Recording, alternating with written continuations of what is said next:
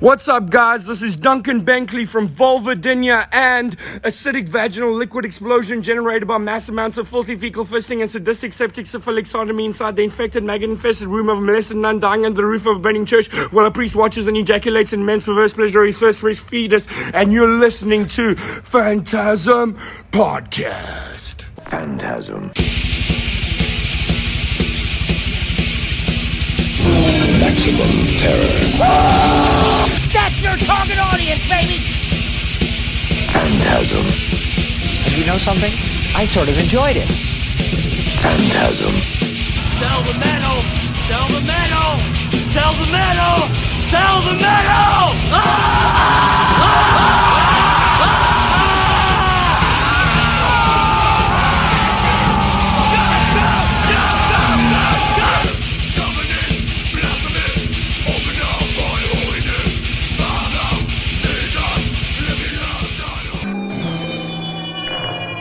Phantasm. What the fuck is up? Corey Gorechrist out here. We're live.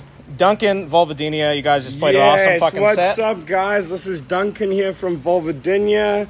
We're here on FANTASM Podcast. Yes, sir. Yes, fuck yeah, amazing. We just played a sick set out here in Knoxville. If I'm not mistaken, it's probably our Yes. first show in Knoxville. Yeah. Sick fucking venue here at the Concourse. Yeah. Yeah, cool. I'm not fucking up any of these names. you're but yeah, good. man, it's been fucking amazing. And we're just loving this tour. We sadly only got, I think, like 5 shows left.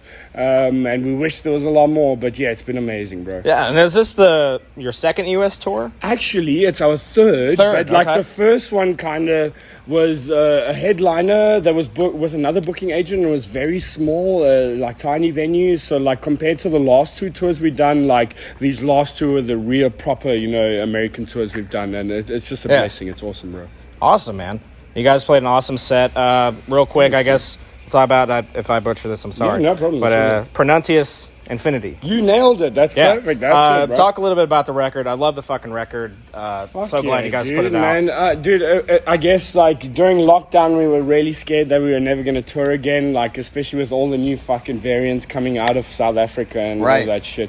But the one blessing we had during COVID was this new album that we got to write. All the previous Vulvodynia albums were recorded separately in our own bedrooms and emailed off to the producer to record. And with this new album, it was the first one where we all flew up into the same city and actually wrote the album together. Nice. And it's a crazy concept album about a all-knowing being named Praenuntius, which is born by the sin of the gods, and he pretty much is hell-bent on destroying and devouring the entire universe and the gods that created him. It's brutal. So it's like, we were heavily inspired actually by Stephen King's It. When he explains that Pennywise is like an interdimensional being that feeds on the fear of like other like creatures and stuff like that. I thought that was pretty rad. And then also just like a lot of H.P. Lovecraft mythology, with like giant planet-eating deities and shit like that. So yeah, it was cool being able to touch on all of that and write an album together. And also it's the first album that has real drums as for Vulvodynia. So it's awesome. It's like the first real album we've actually been able to write together. Awesome, and we actually at the end of the touring cycle for that album, and we've already recorded a new single, which is going to be coming out soon, about like artificial intelligence and just man evolving into cyborgs and the eventual death of biological matter into like technology and shit like that. So that's coming out soon. And then we're also busy with a new album, which is probably going to be about Bob the Butcher and his backstory. So there's a lot of cool shit going on in the Vulvodynia camp. You know what I mean? Yeah. Hell yeah, dude. Well, as far as touring and everything like that, I guess talk a little bit about just the process and how you guys have been enjoying this tour. This tour's been really rad because it's the first American tour that we've had our own bus, like a bandwagon with bunks in it. So like the last tour we had a sprinter van, and we rented hotels every night, and that was quite expensive, and literally we only needed about $1,000 extra to afford the bandwagon that we have right now. And it's our own little house, which is amazing. It's an RV, and we actually this is the first American tour where we've hired a driver, so none of us have to drive, and it's just been really relaxing and like a nice time. We're finally eating properly in the US. On the first US tours, we only ate fast food, and we were like dying after a few days. Now we're able to buy groceries and cook our own meals. We actually bought a barbecue, so we've been like braaiing, as we call it in South Africa, and we're living the life out here. It's really rad. Like, we've only had to make, like I said, about $1,000 or $2,000 extra to afford this awesome bandwagon, and the company we're renting from is actually called Bandwagon. But it's awesome. Really rad. And so like I said, we had an Asia tour and an Australia tour booked for the end of this year, but it seems like all of that's fallen through due to COVID. But the main focus now is finishing 2 brand new singles. First one's going to be Artificial Intelligence. Second single is actually going to be about a king that just rules over his kingdom, and it's going to be a tribute to Trevor from Black Dahlia Murder. Amazing. And we're going to be actually using a lot of Black Dahlia Murder song titles and the lyrics and a bunch of cool shit. Yes, rest in peace, Trevor. And like after that, we're busy with a whole new full length, which is going to be Bob the Butcher's backstory. And it's going to kind of be a mixture of, like, you know, Leatherface and his family meets House of 1,000 Corpses and that quirky family, and even like Adam's family. It's going to be a mixture of all of that. So it's going to be Bob, and every one of his family members is just as fucked up, if not more fucked up than Bob. And just the backstory and why he is the way he is. And like, we want to introduce more characters into this meme universe that we've created with Bob. So like, it's going to be really crazy with the next album. We're even getting masks made for each character. That's amazing. And like, our next live show, especially for festivals, is going to incorporate like a bunch of people hired as actors to play Bob, and his whole family running around on stage doing a bunch of crazy antics. So it's amazing. Our live show is just going to get a lot more crazy and a lot weirder. And I think that's honestly for Vulvodynia, like, having that as like an added thing. Like, I think you're at a point, and this is the first time I've seen you guys. It blew me away. It's actually really one of the best bands I've seen in like a really long time. And I've seen a lot of the slam bands like Devourment and Mortician, some of the greats.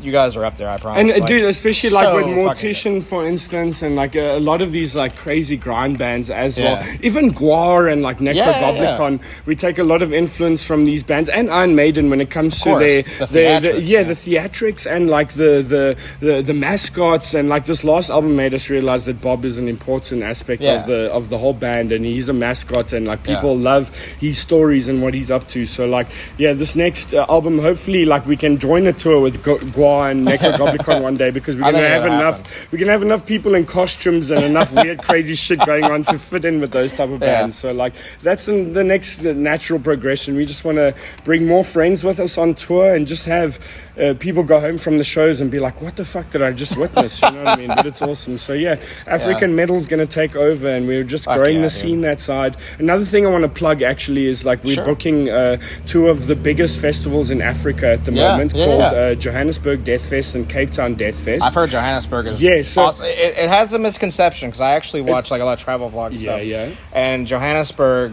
has a bad reception, but from what I've seen when people travel vlogging, and they're debunking that. They're like, dude, Johannesburg the thing has is, such I'm not a gonna good, lie. Like, if you're a person traveling there and you don't know anybody in Johannesburg, you're gonna have the worst time ever. Go as with soon as a you get there, guide, because there's so many scams and so many people who are trying to make money off of foreigners who don't know what they're up to. So that is, but like, the thing is, when we bring fans and bands over to South Africa, we look after them. For sure. So the moment you get there, we pick you up from the airport, we take you to some of the most beautiful places in South Africa. That's awesome. The awesome thing about Johannesburg and Cape Town is that's the main cities in South Africa, and the festival we run actually like has about like 2,000 people per show. So you which run is a like, festival. Yeah. So the festival is South African Death Fest. And we started it last year, and we only booked it in Johannesburg.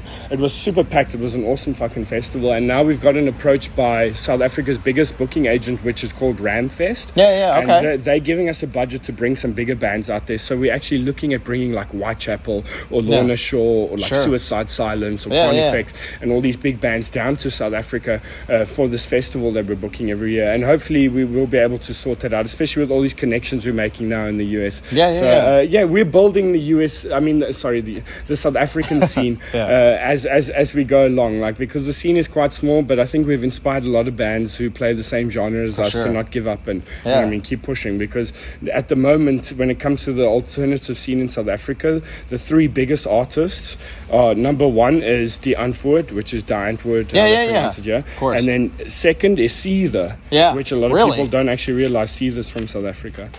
They're the second, like, probably biggest South African artist. Wow. And then we're at number 3, which is really crazy because a lot of very well earned, it's I crazy promise. because a lot of South African musicians, and even like in music school, they teach you can't play rock or metal and expect to make a living off of it. And we're actually doing better than a lot of the rock bands in South Africa. So like it just goes to show that, you know what I mean, the death metal, the deathcore scene, all this underground music is a lot more lucrative in a sense that, like, our fans actually look after us and they actually support the bands, whereas other genres are very, I don't know, saturated and fans bootleg a lot of stuff. So I don't know, we're really blessed, and I'm just glad to be out here in the US and doing cool podcasts like this, dude. Yeah, man, I appreciate you. And then how many shows you guys got left? Is this like so I'm gonna actually have to double check, but gotta go at on the the lanyard moment here. I have to check the lanyard. Oh, you're close to the end. So sadly we're really close to the end. We've only got 5 shows left.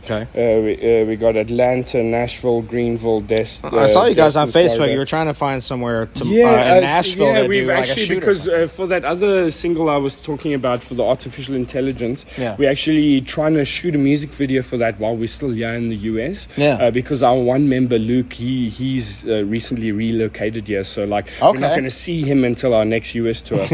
So we're trying to get that music video done, but sadly it looks like it might have fallen through. But we're going to shoot like each member individually with like a black screen behind us, and then get Scott Rudd, who works for Unique Leader Records, to add some amazing effects and cool things. And I'm actually like heavily into like the AI generated stuff at the moment, so I've started doing artwork and stuff for bands using AI technology, and even music videos, like that thing on Discord and stuff too. They do like the Midjourney. crazy... Midjourney. Like, so I've been a part of Midjourney since the private beta. It's wild, and too. now there's even more stuff out, like Stable Diffusion and DALL-E 2. So I've been using a lot of this AI stuff before anybody was using it. I know I've caught a lot of flack for it because people, especially artists in the scene, are like quite scared of this AI stuff because it's really hard to tell the difference between AI generated artwork and human made artwork at the moment. And they're like, you know what I mean, this isn't real. Like, you can't take yourself credit for this. But a lot of people, you know what pisses me off? It's like people are like,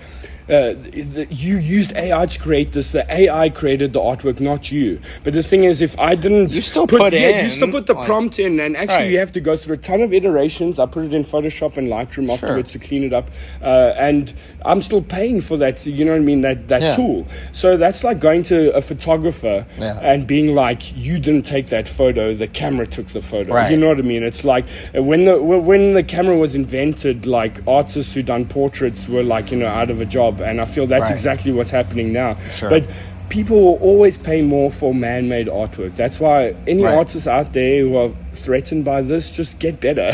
In my honest opinion, because like, it's like AI generated stuff. As long as you're honest about how you're creating it, which I have been, is like it's a fucking awesome tool, and it's going to get incorporated into Photoshop before anybody knows it. I can promise you this. In the next year, bite my words, Adobe is currently acquiring all these AI-generated tools, and it's going to be incorporated into Photoshop, and no one's going to even realize it's AI technology. You've heard it here on Phantasm. And the single, if you're going to go the AI route with, like, you know, the actual like lyrical content and everything like that, why not make AI-generated artwork? Exactly. You don't know. That's the funny thing about it. Like, so the album artwork's AI-generated. The music video is going to have sections that are AI-generated with our performance stuff. And the next step is, like, I've actually worked with an AI-generated band called Databots. Really? No shit. Yes. And the Databots is awesome. Yeah, Databots is awesome. If you want to listen to something for like hours and hours that just like never ends, you just listen to Databots. Yeah, so I found them on YouTube by this live stream that they have with Artspire, where they fed entire. The Artspire one's really good. Artspire's entire discography got fed into an AI, and this AI just infinitely creates new Artspire songs, and it sounds so similar to the band. Yeah. So that technology has advanced way more since then, and actually every year there's this AI song contest where like tons of people all over the world submit tracks created using AI. So I actually worked with Databots this year in 2022 for that contest, and I sent them every single vocal track I'd ever recorded since I started doing vocals. Yeah. And they trained a bot on my vocals and they used that, and it was so weird listening to this bot create new Duncan Bentley tracks that sound exactly like me. Yeah. So like it's actually scary, but in a way I feel like we're going to be immortalized. Like when I die, an AI can learn everything I've ever recorded and create new songs that sound just like Duncan Bentley even after I'm dead. So keep it going. In a way, it's digital immortality. It's like some Skynet fucking Terminator. It's scary, but it's awesome. Exactly. It's scary and awesome at the same time. Right. Yeah, and the next step, I feel like after music, it's going to be AI-generated VR universes. And with what Elon Musk is doing with Neuralink, it's going to eventually be like you have the Neuralink in your brain. You can just think of where you want to be. So you can be like, I want to be in Paris, burning right now. Right. And an AI will generate this VR world so realistic that you'll be able to smell it and see it. It'll be like the Matrix. We're literally like 100 years away from the Matrix, I'm telling you guys. Hopefully you heard not it here first. Hopefully not 100 years.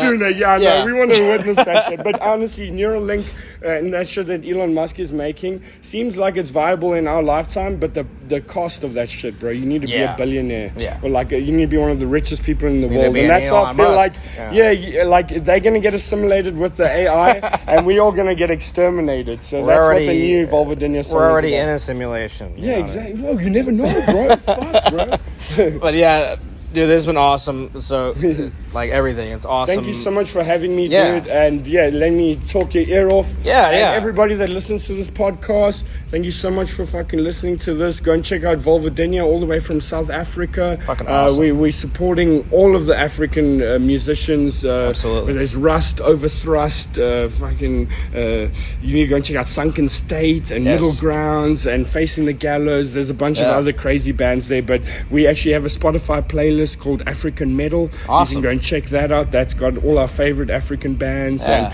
go and follow all of our Spotify shit. We've got cool playlists and everything. And on Facebook, because it's a good time. Yes, definitely. And keep following fucking Phantasm. Thank you, sir. Fuck yeah. Yeah, and then lastly, I'll talk just a little bit about horror movies. We've been doing it. It's been a great interview. Oh, okay, I just noticed, like, in between songs, you guys do. And normally I don't, like, there's been so many times where I brought up the horror thing thinking it was, like, a good idea. And a lot of the bands were like, oh, I'm not really, I'm like, okay. But, since I know that you're, like, down with it, like, in between songs, if you've seen Vulvodynia live, if you've had the pleasure of seeing them, especially if you guys are listening from the States. Yes, on this tour especially. Yeah, you guys have been doing, like, the Jason thing in the middle, like, Kiki, Kill, Mama, and all that stuff. You started out with do vocal warm-ups to the Exorcist quotes, which is amazing. But just name some of your favorites. It's so, like, it's so rad. Like, on this tour, like I said, is the first tour. Well, in the US, we've had our own bus with, like, a DVD player and a TV. Oh, okay, There's a DVD player and a TV on there. And we've been dying to watch anything that we can find. And all we had at the beginning of the tour was King of the Hill. And so we put a message out there. Yeah. And I actually have a good friend of mine who owns a treehouse bar in Florida called Norwood's Bar. Nice. It's a fucking awesome place. I created a logo for them and some AI-generated artwork. Oh, yeah. And he actually shipped me a full box of horror DVDs. That's amazing. And it's got some of the best stuff in there, okay? But anyway, at the beginning of the tour, we watched the first 6 I think it was the first 6 Friday the 13th films in one DVD. And we just got so influenced by the soundtrack that on this tour, halfway, I think maybe like 6 shows in, our drummer was just like, let's incorporate that fucking, the in between songs. In between every song. It's awesome. Just add that little bit of influence. Yeah. Because I've met Harry Mefferdini at a convention I went to. He was so fucking cool. Like, I walked up to him, it was like I go to horror conventions a lot, so we went there, and I met a lot of the cast members, and I saw Harry Manfredini, and I was like, oh my God, this is sick. like, when am I ever going to do this again? Yeah. So I walked up to him, we had a long talk, and I was going to, buy an autograph, do the thing. And then he was like, no, man, you keep it.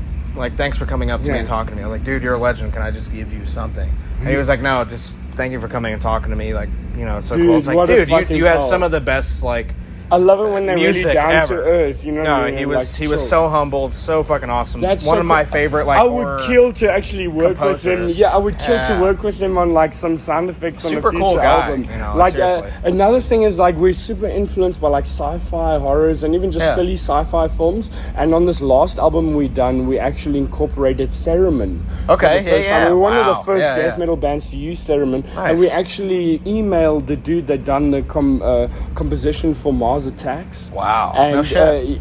we eventually got through to him, and he listened to the tracks. Yeah. And I think, he was like, "Yeah, this is too heavy." And he told us, he was like, This "No, isn't I'm a good." movie. Yeah, and Malcolm from Inferi ended up doing the theremin, so that was Nice. really rad to have. And like during my sound check, I like to do the Exorcist, like "Your mother sucks cocks in hell." Yeah. I love doing that shit. That like just getting the crowd First horror really movie amped. I ever saw. I was like 5. Dude, yeah, one of the first for me too. And actually, we were watching it the other day in the van. One of my favorites is Jeepers Creepers. Yeah, it's good. The Yeah. original number 1 Very and good. 2. Like that influenced a lot of I know fuck the director and Right, all of yeah, these he's jazz. You know a what I mean? But pedophile, fuck him. Yeah.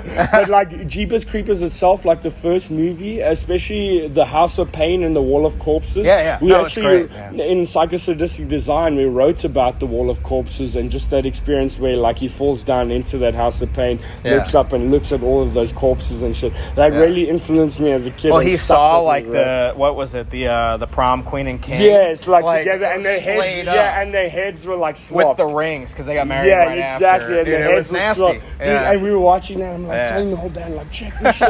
I love this shit. So that really, that shit fucked me up as a kid. Yeah. So, and also, I don't know if you guys have ever seen Hannibal, the series. Yeah. Not the movie, the series. I love Mads Mikkelsen. He's awesome. Dude, Man. it's so amazing, and Yeah. that influenced us a lot for the whole story behind Psychosadistic Design, because Sure. every song was entering the mind of a different serial killer. Yeah. And like in that Hannibal series, you know what I mean, he has that ability to like become the serial killer and kind of sympathize and why they're doing what they're doing, because a lot of the time they think they're doing good. Right. Well, a lot of them. And yeah, so They're that just was keeping the up with big their thing diet, behind that. you know? Yeah, and so we love horror movies, and if you're Yeah. listening to this, bring us some horror movies. So Hell yeah, shows. We dude. love you guys. Thank you. Yeah, man. And thank you so much for doing this. Really appreciate your time. Yeah, man. You guys were. Thank you for guys letting me destroyed talk it your tonight. head off. Yeah, And man. Anytime. it was a good anytime. one, man. Yeah. Phantasm.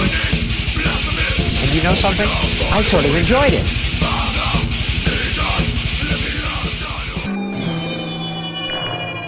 Phantasm.